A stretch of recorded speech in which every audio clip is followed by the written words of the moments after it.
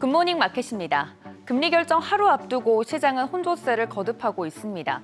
특히 AI 랠리를 주도했던 대장주가 크게 흔들리면서 빅테크에 대한 불안 심리가 그대로 반영되는 시장입니다.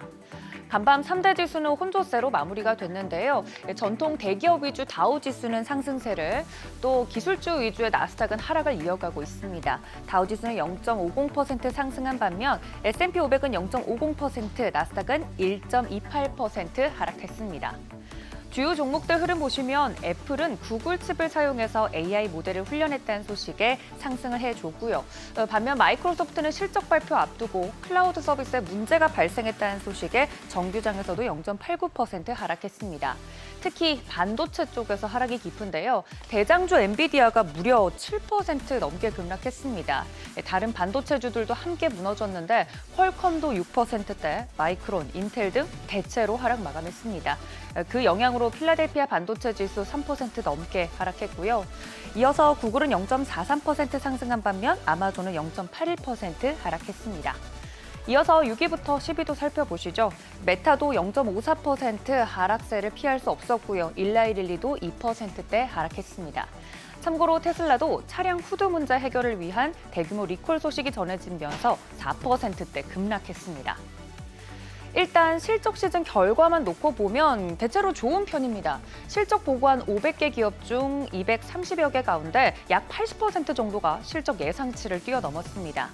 하지만 최근 시장 흐름은 많이 오른 빅테크들의 실적 피크아웃을 우려하면서 하반기에도 실적이 꺾이지 않을 다우지수 구성 종목이나 그간 소외됐던 저평가 중소형주로 자금이 이동하고 있습니다. 그러면서 빅테크에 크게 의존하던 지수는 점차 힘을 잃는 모습입니다. 기술주들 투자 심리에 영향을 미친 대외적인 이슈들도 있었는데요. 이스라엘군이 레바논의 친이란 이슬람 무장 세력 헤즈볼라의 고위 지휘관을 표적으로 공습했다고 밝혔습니다. 중동의 지정학적 리스크가 다시 고조되면서 금 가격은 뛰는 등 안전자산 선호 심리가 커지고 있습니다.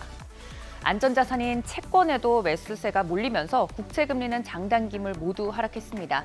2년물은 4.35%대, 10년물은 4.14%대 기록했습니다. 한편 일본 BOJ가 통화정책 회의를 통해 현재 정책금리인 0.10%를 0.25%로 인상하는 안건을 논의 중이라는 소식도 전해졌습니다. 만약 그렇게 된다면 엔캐리 자금의 일본 유입, 즉 미국에서의 자금 유출 가능성이 언급되면서 해당 소식에 시장은 장중에 낙폭을 더 키우기도 했습니다. 안 그래도 인공지능 투자에 대한 실적이 충분히 뒷받침될지 의구심이 커져가는 상황에서 이렇게 대외적인 리스크까지 고조되자 기술주 중심으로 투매 현상이 진행됐습니다. 장 마감 후 실적 발표한 마이크로소프트와 AMD 대표적으로 살펴보면요.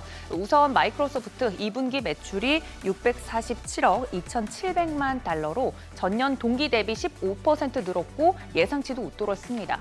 보시면 주당 순이익도 2.95달러로 예상치에 근접을 했는데요. 다만 가장 중요하게 볼 부분 바로 클라우드 매출 부분입니다. 애저와 기타 클라우드 서비스 매출이 29% 늘어나긴 했지만 시장 예상치에 못 미쳤습니다. 자본 지출이 커졌음에도 클라우드 매출이 예상을 하회하면서 시간 외에서 5% 이상 주가가 급락하기도 했습니다. 이어서 제2의 엔비디아로 불리는 AMD 실적도 보면 매출과 주당 순이익 모두 시장 예상치를 웃돌았고 특히 여기서 강조한 것처럼 데이터 센터 매출이 전년 대비 2배나 급증을 했습니다. 여전히 인공지능 칩 판매가 지속적으로 성장하고 있다는 점 확인이 가능합니다. 전문가들은 기술주 실적에 대한 시장과 투자자들의 기준이 높다고 지적하고 있는데요. 모두가 AI를 바라보면서 이게 앞으로 어떻게 돈이 될 것인지를 질문하고 있다고 언급했습니다. 그걸 확인하는 과정 이번 주 내내 지속될 텐데요. 기다리던 기술주의 매수 타이밍으로 봐야 할지, 하반기 금리 인하를 염두에 두고 순환매 흐름에 올라타야 할지 고민스러우실 겁니다. 우선 FOMC 결과와 더불어서 앞으로 남은 빅테크 실적 결과 보시면서 방향성 잡아보시기 바랍니다. 굿모닝 마켓이었습니다.